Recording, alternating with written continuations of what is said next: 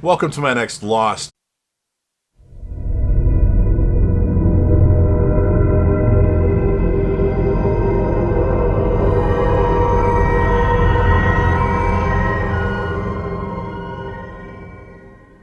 Season 2 episode review video. Before I get into that, though, pretty important if you aren't caught up to the point where I am at rewatching or watching Lost, or you're just not entirely sure, then you definitely need to take the initiative and pay attention to the episode's title, which of course I'll mention as well as put in the description.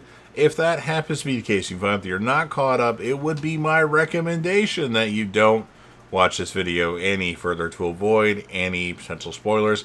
And for all of you out there that are wondering, I've already actually seen Lost 3 times. The last time being in 2020. The last couple times I've watched the show, I've binged it and haven't really let it resonate. So I wanted to take my time with it. I'm only watching 1 to 3 episodes per week at this point, and it's definitely one of my favorite shows of all time. Top 5 for sure, but maybe, just maybe, it's higher than number 5. But I'm not the only one that's watching Lost currently. The legendary Crazy Coffee Man, who you see in various video comment sections of mine, such as Breaking Bad, Lucifer, and of course Dexter, is actually watching Lost for the first time. So join us on the journey. He likes the show, and let's talk about this amazing show. No spoilers past this episode due to the fact that Crazy Coffee Man has not yet seen anything past this. Or maybe he has, but I don't know for sure. So let's not say anything past this episode. So with all that said, this will be Lost, Season 2, Episode 12. The title of this episode is called Fire Plus Water. And this will be my review reaction recap after just finishing watching the episode. In a dream, young Charlie comes down a flight of stairs in his slippers. It's Christmas morning and his brother Liam is already hard at work ripping open his presents. But while Liam continues to unwrap gift after gift, Charlie finds nothing at all for him. That is, until his mother leads him over to a brand new piano. Charlie is thrilled, but before he can even begin to enjoy the gift, he learns it comes with a price. With his mother wanting him to become successful so he can save them. Suddenly, Liam is an adult but wearing only diapers, while their father, a butcher, angrily cuts meat, and Charlie, now fully grown, plays the piano, though it's now on a beach. Suddenly, he hears Aaron's cries from inside of it. Charlie tries to open the piano but can't. The incoming tide then tips the piano over onto its back and then begins to drift away, apparently carrying Aaron out to sea. Charlie wakes up and checks to make sure Claire and Aaron are all right, and he finds them with John Locke. Charlie tries to get closer to Claire, but Claire asks for some space for now. He leaves, telling Aaron to take care of his mom. Karen, Liam's wife, we're on the flashback side of things, has just given birth to their daughter, Megan, who is named after Liam and Charlie's mother. Charlie is there duty on the, checking up on the newborn, but Liam is not there. Charlie tells Karen that Liam missed a flight because he blew a tire on the way to the airport. Karen asks if Liam is okay, and Charlie responds, he's great. He's a dad. Charlie returns to his apartment, where something's playing. He's evil, apparently, and it's the song he was singing to Jin in the 23rd Solemn episode. And he finds Liam laying on the couch fixing himself. Charlie encourages Liam to hurry to the hospital as soon as possible to see his new baby, but Liam is still in his own world, saying to Charlie, "I left you some." Back on the island, Hurley approaches Sawyer and Kate and asks Sawyer about the tail section people, the tailies, Libby in particular. Sawyer asks if Hurley has a love connection growing there, calling Hurley Jabba, so another nickname. I wonder what the nickname count is right now on the show. Hurley denies this and leaves embarrassed. Kate and Sawyer both see Ana Lucia and Jack coming out of the jungle talking to each other. Sawyer mentions it's the third time that he has seen them together. It doesn't make either of them particularly comfortable. While Charlie plays his guitar on the beach, he hears the faint cries of a baby and follows the sound to the ocean where he sees Aaron's cradle being tossed on the waves. He struggles to swim out and bring Aaron back to shore when he discovers both Claire and his mother kneeling on the beach in robes and in angelic poses from religious paintings. Charlie is seeing a version of a religious painting from Charlie's childhood home. The angelic Claire and Charlie's mother repeat in unison, the baby is in danger, and that Charlie has to save him.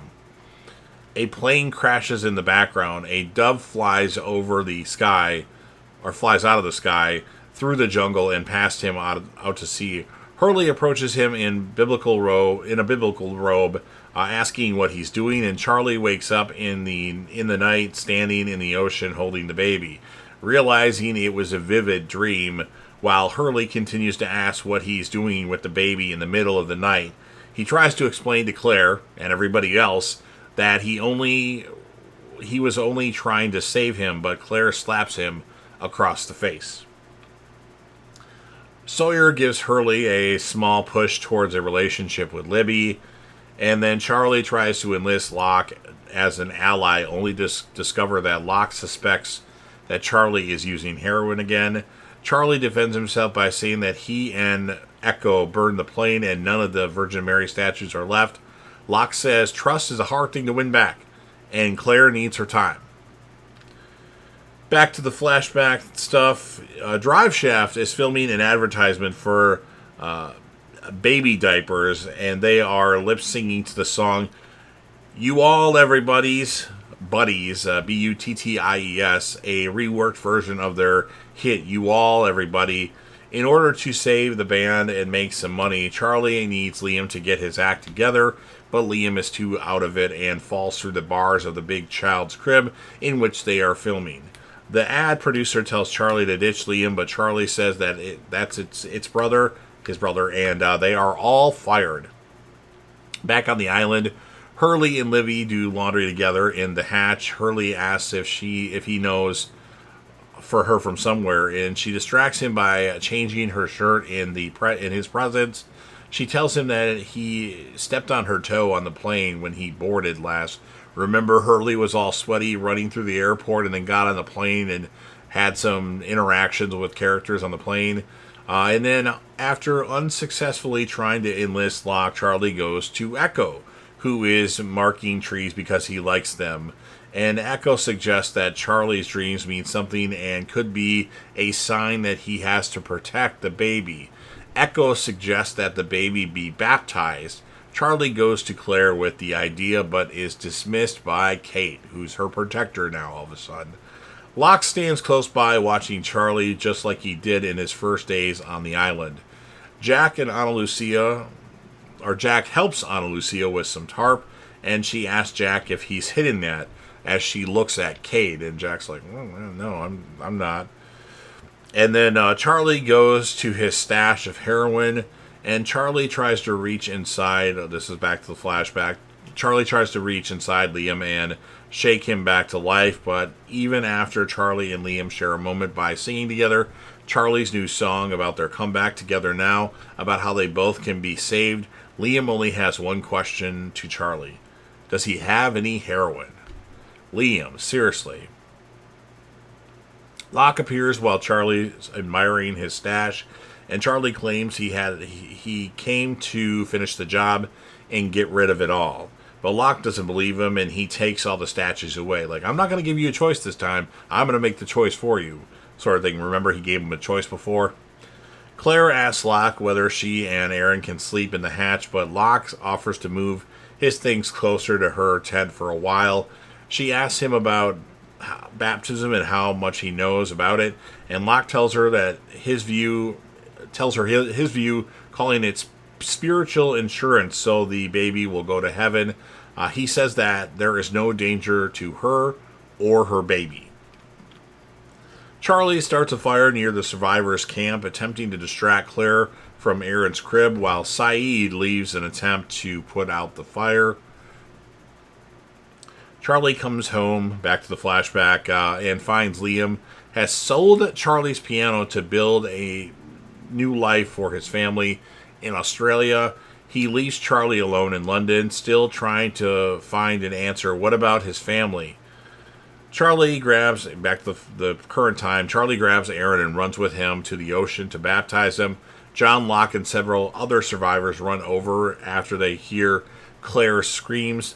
Locke tries to convince Charlie to hand him the baby, but Charlie refuses, saying, Aaron's not your responsibility. Where were you when he was born? Where were you when he was taken? You're not his father. You're not his family. And Locke replies that neither is Charlie. Neither are you.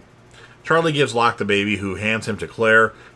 Charlie tries to apologize, but Locke just straight up decks Charlie a few times in the face. And then Charlie stumbles and falls into the water.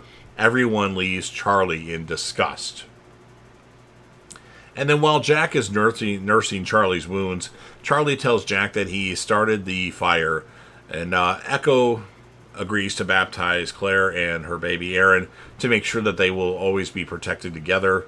Locke puts the 7 statues in the gun vault of the hatch, and then Locke changes the combination for the gun vault door. Again, he carefully arranges the 7 statues of the Virgin Mary on a shelf.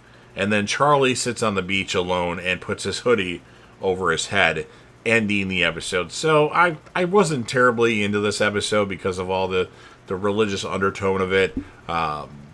It's not terrible. It kind of just annoys me with that stuff. So I'm going to score this one a 7.2 out of 10. And obviously the character of the episode is going to be Charlie. And then the secondary character of the episode is going to be Locke. And as far as the ladies go, I mean, they really didn't have a big role in this episode. You barely saw any Sun, not much of Kate, just a tiny skosh of Ana Lucia and Libby. So I'm not going to give a female character of the episode, but Charlie and John Locke. Well, maybe you could give it to Claire, I guess. So Claire and John Locke, and of course Charlie. So you've heard everything that I have to say.